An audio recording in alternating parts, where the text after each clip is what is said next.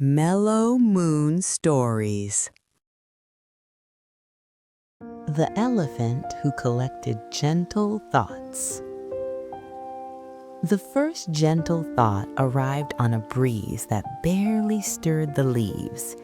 It floated through the early morning air, soft as a feather, quiet as a sigh, and settled right behind the large, warm ear of an elephant named Elio.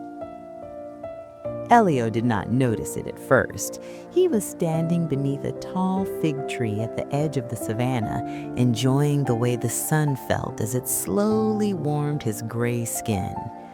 Birds chirped lazily above him. Somewhere far away, grass whispered as it bent to the wind. It was a peaceful morning, and yet something felt different. Elio lifted his trunk and sniffed the air. He murmured gently. That smells like calm. He tilted his head. Behind his ear, the tiny thought shimmered, not bright, not loud, just a soft glow like morning light through thin clouds. Elio smiled. Without knowing why, he carefully tucked that gentle thought into a small pocket he had sewn long ago into a woven pouch around his neck. You see, Elio collected gentle thoughts. No one remembered exactly when he had started. Some said it was the day he helped a tired turtle cross a hot stretch of sand and felt a warm, peaceful hum in his chest afterwards.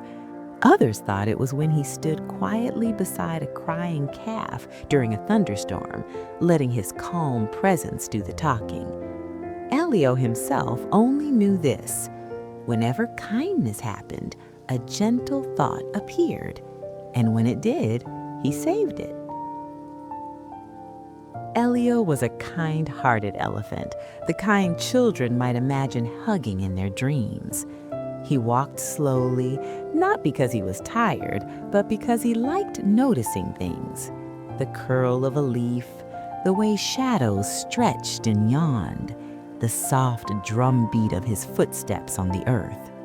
His eyes were kind and curious, and his ears, his ears, were very good at listening, not just to sounds, but to feelings. As the sun climbed higher, Elio began his morning walk. With each step, the savannah unfolded gently around him. Tall grasses swayed, a family of antelope passed by, nodding politely. A little bird hopped along the ground, pecking and humming. "Good morning," Elio said softly to everyone, and somehow everyone felt it was. Near the watering hole, Elio noticed something unusual. A young monkey sat on a rock staring at her reflection in the water. She looked worried. Her tail twitched, her shoulders slumped. Elio stopped a respectful distance away and waited. After a moment, he spoke, his voice low and warm. "Hello, little one. The water is very good at listening today." The monkey looked up, surprised. "Is it?" Elio nodded slowly. "It always listens, it just doesn't interrupt." That made the monkey smile just a bit.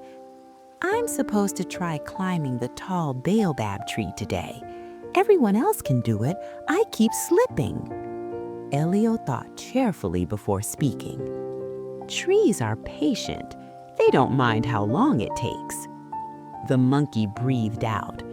That breath, that release, sparkled into the air. Another gentle thought floated free. Elio tucked it into his pouch. As he walked on, Elio felt the pouch grow a little heavier, but not in a bad way. It felt like carrying warmth. Later that afternoon, clouds drifted lazily across the sky, soft and round like pillows. Elio wandered toward the shade of the acacia trees, where he found a small group of animals resting. A hedgehog had curled into a ball, a sleepy gazelle lay nearby, a pair of birds preened each other's feathers. Everything was calm until until a tiny mouse scurried out from behind a root, eyes wide. "I lost my way," the mouse squeaked. "Everything looks the same." Elio lowered himself carefully to the ground so his eyes were closer to the mouse's. "Then we will look together," he said. Slowly, gently, Elio described the world. "The sun is over there," he said softly. "The fig tree smells sweet, and this path curves like a smile." The mouse followed along, nodding. With each word, his tiny heart settled. A gentle thought drifted free. Elio caught it with care. By evening, the sky turned the color of peaches and honey. Elio reached his favorite hill, the one where the grass was always soft and the breeze hummed a slow song. He sat and he listened. Inside his pouch, the gentle thoughts glowed quietly, but tonight they felt restless, not worried, just ready. Elio touched his pouch with his trunk. "Is it time?" he whispered. The thoughts shimmered in reply. That night, as stars blinked awake, Elio walked to a place very few animals knew about, a clearing shaped like a bowl. At its center stood a small stone circle, worn smooth by time. Elio stepped inside and sat. He opened his pouch. One by one, the gentle thoughts rose into the air. They drifted upward, slowly, peacefully, like fireflies that had learned to glow softly. As they floated, they spread across the grass, into the trees, toward distant dreams. Elio felt lighter, not empty, just shared. Far away, a baby elephant slept more soundly. A worried bird felt brave enough to try again tomorrow. A child, somewhere beyond the savannah, turned in their bed and sighed, comforted by a feeling they could not name. The days passed gently. Elio continued his walks. He continued listening, and always, when kindness bloomed, a gentle thought followed. Sometimes they came from laughter, sometimes from quiet courage, sometimes from simply being there. One evening, Elio noticed something new. A gentle thought floated towards him, but did not come from anyone nearby. It drifted from the sky. Curious, Elio watched it settle into his pouch. It felt different, deeper, older. Elio closed his eyes, and for the first time, a gentle thought spoke, not in words, but in warmth. It felt like this: "You are not alone in carrying kindness." Elio breathed in slowly, then out. That night, he did not walk to the stone circle. Instead, he lay beneath the stars. The ground was cool, the air was still. He listened to the rhythm of the world. Heartbeats, breathing, dreams, all moving together. As sleep began to find him, Elio felt something wonderful.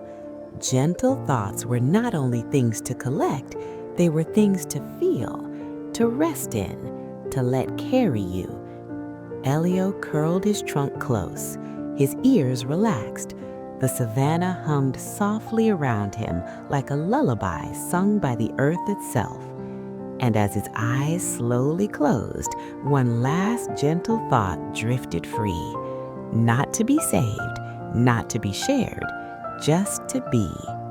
It wrapped the night in calm and carried Elio and anyone listening gently, safely into sleep.